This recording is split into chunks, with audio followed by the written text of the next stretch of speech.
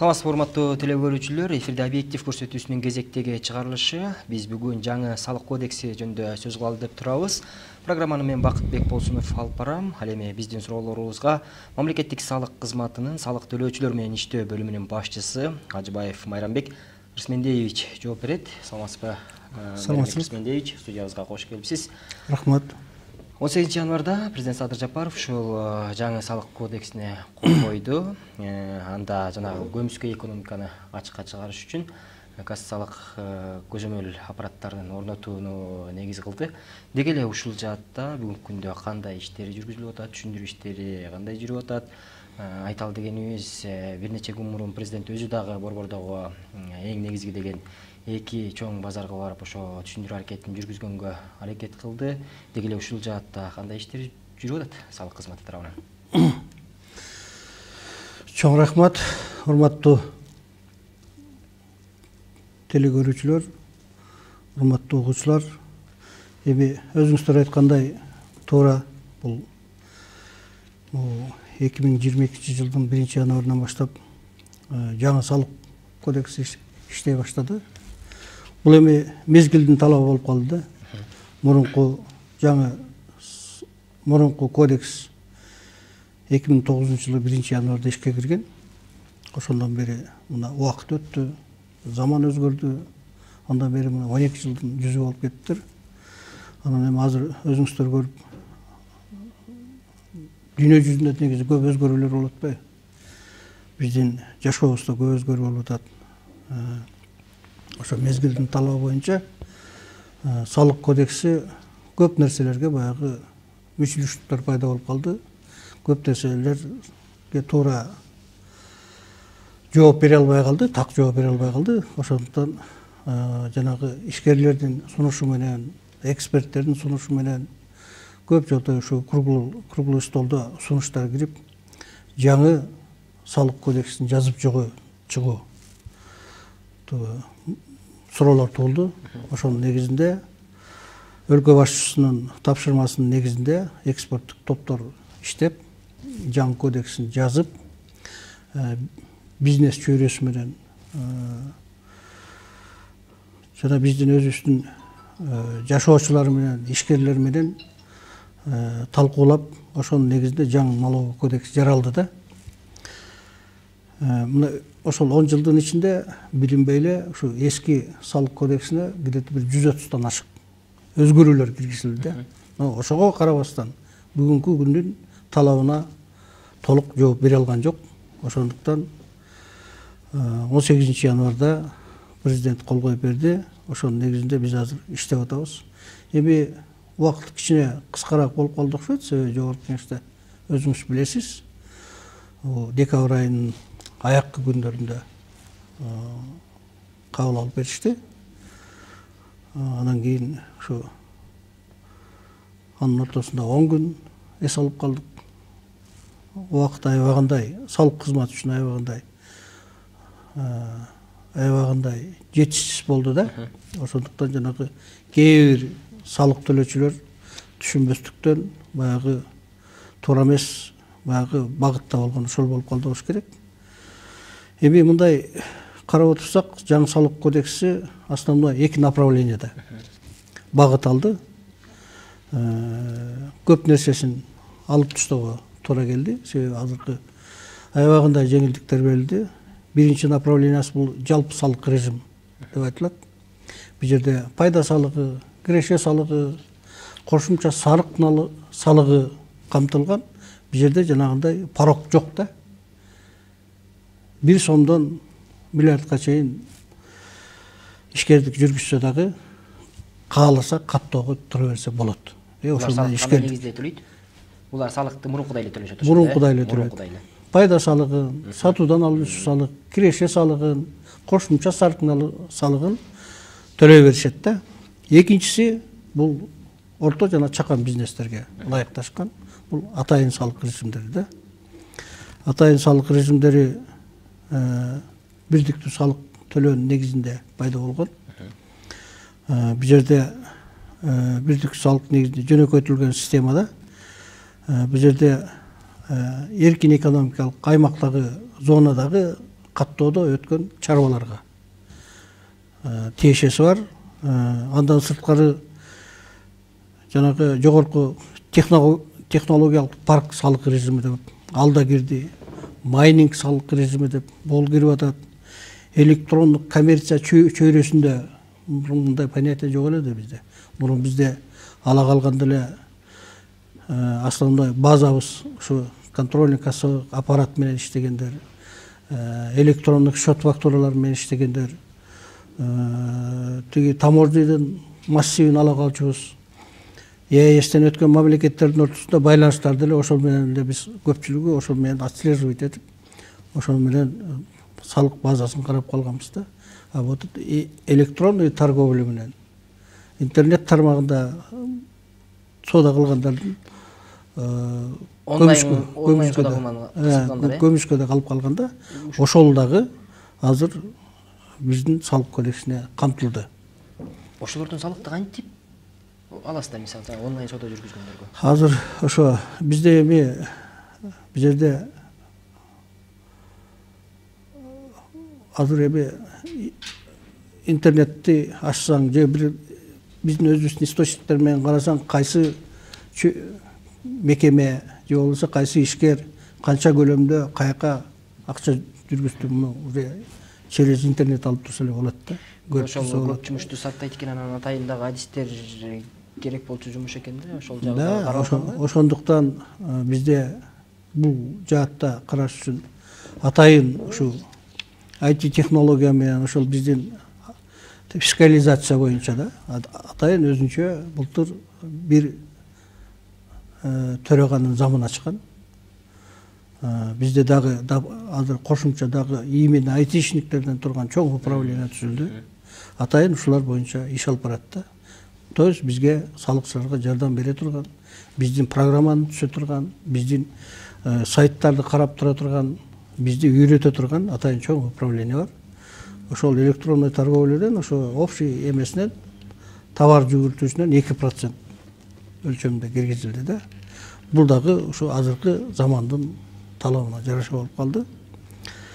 Андан сырткары дагы башка бир жеңилдиктер каралган. Аларды айтсак, мисалы үчүн салык кызматы бир субъектini текшерип ошол чыккан жашырылып чыккан суммадан 50%-ын пенясынан фиксациядан кыскартуу каралган да.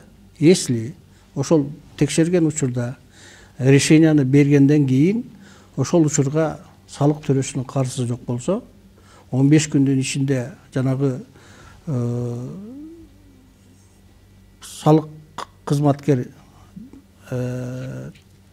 доначисление кылган сумманын 15 күндүн ичинде төлөп берсе, основной суммасын жана пеня фиксациясын 50% төлөп берсе, 50%-ын списать эткенге деген норма, списать этиш керек деген норма кирген да. Бул дагы предпринимательдерге эми бул жерде иштеп аткан кишилерде мүчүлүктөр болот. Бирөө билбей кылат, бирөө атайын кылат.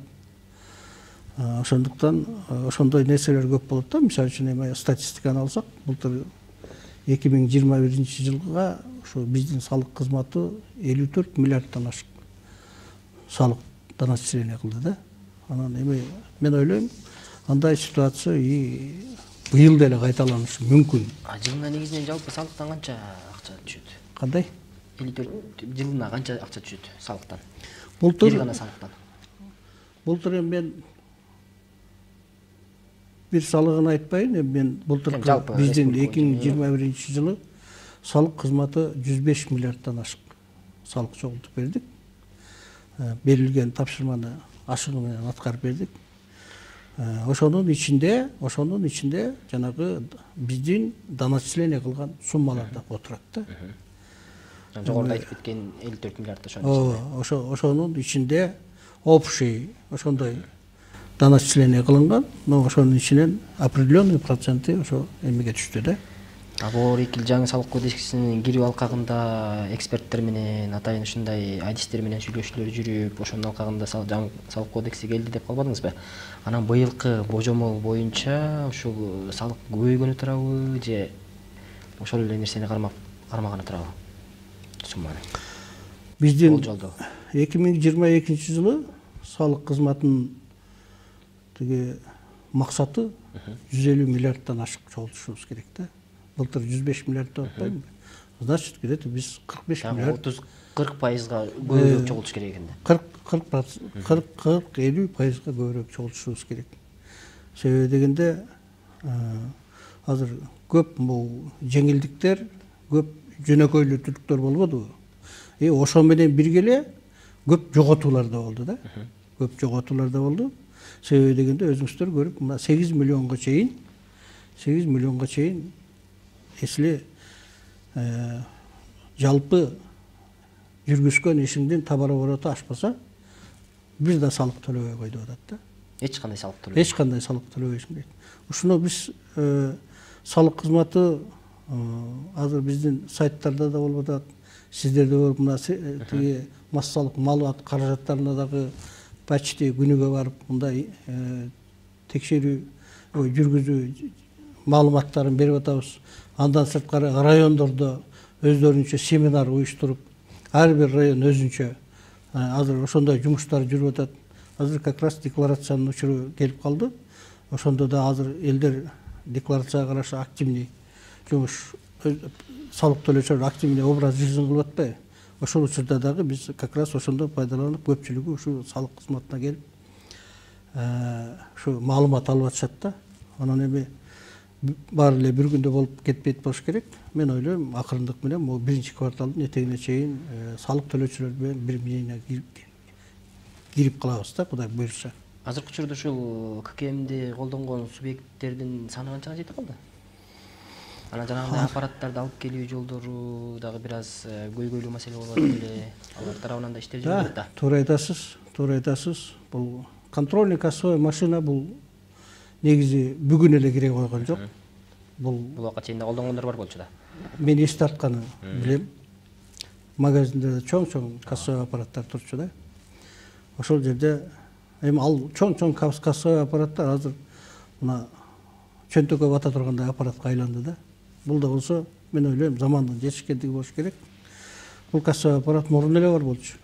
Бул фискалдаштыруу, салык кызматында фискалдаштыруунун негизинде, санариптештирүүнүн негизинде былтыр 2020 жылы 24-июнда өкмөттүн токтому чыккан 356. Ошол жерде тармагына жараша, ишкерлердин жүргүзүү багытына жараша графиктер менен бекитилген да. Мисалы үчүн Бишкек, Ош шаарларында 2021-дин этегине чейин коюп бүтүш керек эле. Бар эмес, базарлар бүгүнкү күнгө чейин срогі келелек. Себеби 2022 жылдын 1-апрелине чейин коюш керек. Бүгүнкү күнү түшүндүрүү иштери жүрүп атат. Ошондуктан бүгүн прям салык кызматы барып алып, сен касса аппарат койгула деген түшүндүрүү иш гана жүрүп атат. Бирок азыр бирөөнө дагы барып, коркутуп, үркүтүп, акты жазып, касса аппаратың жок экен деген жумуш жүргөн жок. Биз айтып атабыз, өкмөттүн токтомунун негизинде 1-апрелге чейин сиздердин мөөнөт бар, ошого чейин коюшуңуздар керек. Ну, в принципе, базарларда коюлуп эле турат. Коюлгандардын иш баардыгынын чөнтөгүндө телефон бар да. Ошол аппарат койгондордукунда иш процесс башталды беле же баштала элекпи? Башталды. Бүгүнкү күнү республика боюнча 39 миңден ашык субъектилерде контрольный кассовый аппарат иштеп атат. Жалпы канча субъектилер орнотуш керек болот ошондо? Аппаратты азыр биз ошол 30-40% ушул субъектилерди орнотуп бүттү деп айтсак болобу же бул ага жетелекпи? 30-40% деген болбойт. Азыр где-то биздин салык кызматында каттоодон өткөн жалпы салык төлөөчүлөрдүн саны где-то 700дөн ашык. 800 миңге чыкты. Анын ичинен кассовый аппаратка коюучулардын 40% азыраак. Бирок бүгүнкү күнгө 39 миңден ашык контрольный кассовый аппарат коюлду. Бул эми мен ойлойм ушу салык төлөөчүлөрдү ушу мындай абдан туура түшүнүү менен кабыл алыш керек. Себеби дегенде жанагынтип мамлекет жоготууга учурап, жоготууга деген себеби патенттен дагы көп сумма түшөт эле. 8 миллионго чейинки аппараттын баары түшмөк да. Анан азыр эми өкмөт ушу элдердин благосуна да, ошолордун жашоосун мындай өзгөрүшүнө, жакшы жагына өсүшүнө ошо 8 миллионго чейин төлөбөй эле кой. Болгону чөнтөгүңдөгү телефонуңду кечке интернет карап отура бербей, анда санда саткан товарыңды басып, бизге маалымат берип туруңуз деп атат да.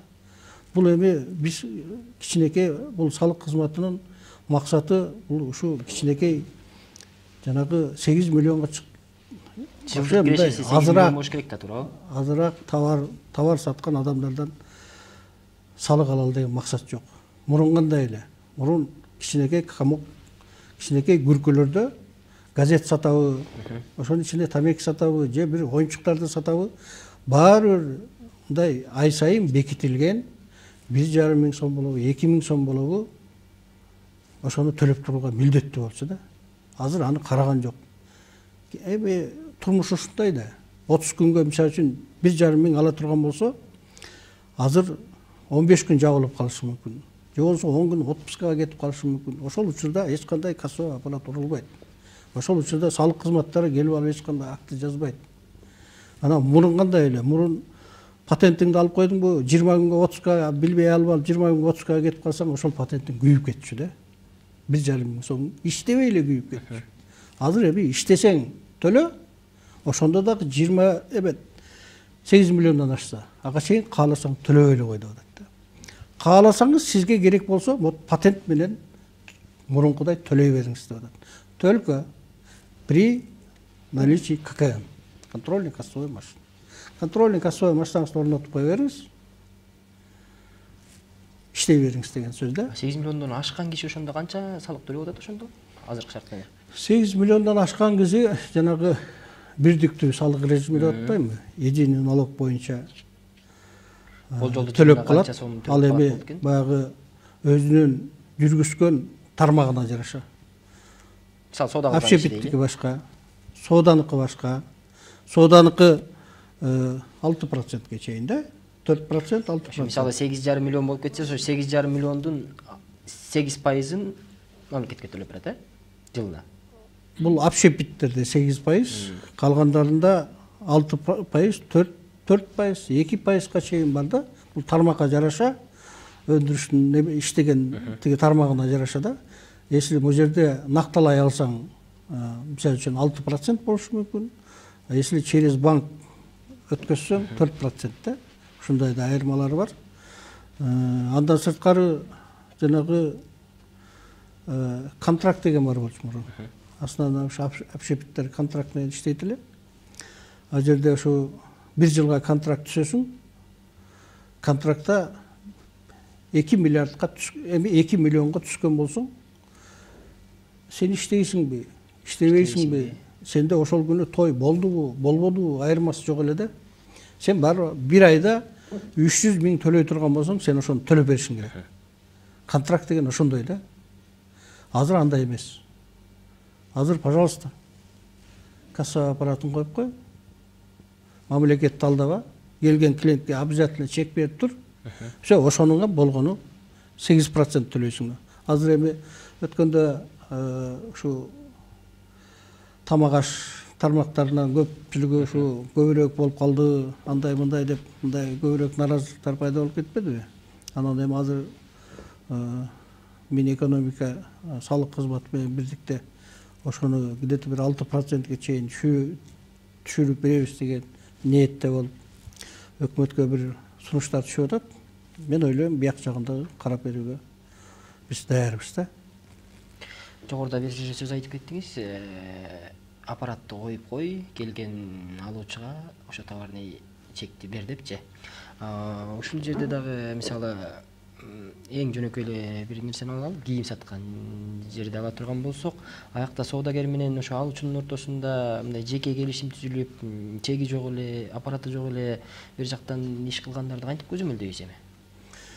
Эми ал сатуучу менен алуучунун өзүнүн совестине жараша да. Башка көзөмөлдөөчү жолдору жок. Башка көзөмөлдөөчү жок. Эми мен эшикке чыгып алып барып бир жерден бир эме кылып атса, эми антип мындай андай бизде механизм каралбаптыр. Жок дагы да. Муну эми өзүңүз ойлосоңуз, бир мамлекетте жашап атабыз. Алуучунун патриоттуулугу күчтүүрөөк болуш керек да. Талап кылыш керек. Талап кылыш керек. Мына азыр көпчүлүк жерде кафелерде болобу, магазиндерде болобу, торговый центрларда болобу, бутиктерде болобу, кассовый аппараттар турат. Бирок көпчүлүгү ушу кассовый аппараттан чыккан чекти, акчасын төлөп аткан чекке ушу чек сураганга моюндары жар бербейт да. Биз ушу баарыбыз гүлдөгөн, мындай өскөн мамлекетте жашагыбыз келет да. Бул жалаң эле салыкчыларга же өкмөттөгү ишчилерге же мамлекет иштеген кишилерге кереги жок. Бул баарыбызга керек да. Эсли мамлекеттин чөнтөгү мындай толуп, ар бирибиз патриот болуп, жок дегенде түштө барып ичкен тамагыбыздан чек сурап турсак, ошонун какой-то долясы мамлекетке түшөт. Биз ушуну унутпашыбыз керек да. Чөнтөгүбүздөн кызылдай акчаны төлөп туруп, анан чек албай, кээ бир адамдар ошону мындай уят көрөт да. Андай болбошубуз керек. Мен ошондуктан айта билем. Кайдыгерлик дагы жашоочулар, урматтуу сатып алуучулар да.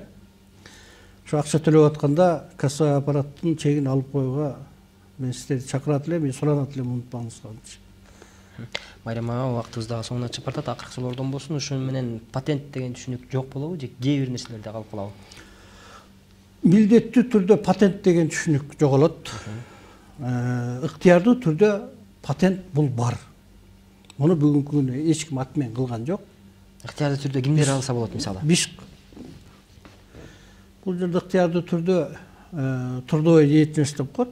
Эмгек кылгандар да, жанагы өзү сварочный цех ачып алып, же болбосо өзү бир жерге барып стройка менен иш кылып аткандарга мунун 30 түрү бар да.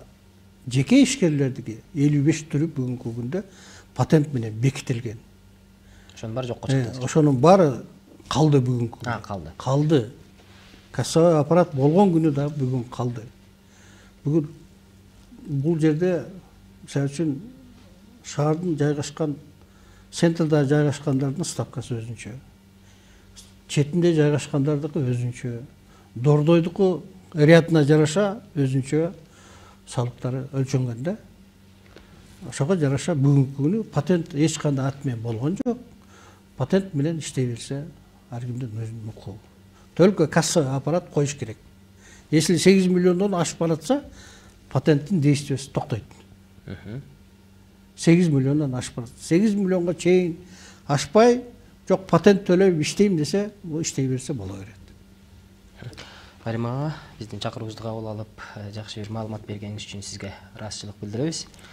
Урматтуу телекөрүүчүлөр, бүгүнкү программабыз ушу менен соңуна чыкты. Биз бүгүн жаңы салык кодекси жөнүндө сөз кылдык. Эмки эфирлерден көрүшкөнчө сиздер менен коштошом. Саламатта туруңуздар.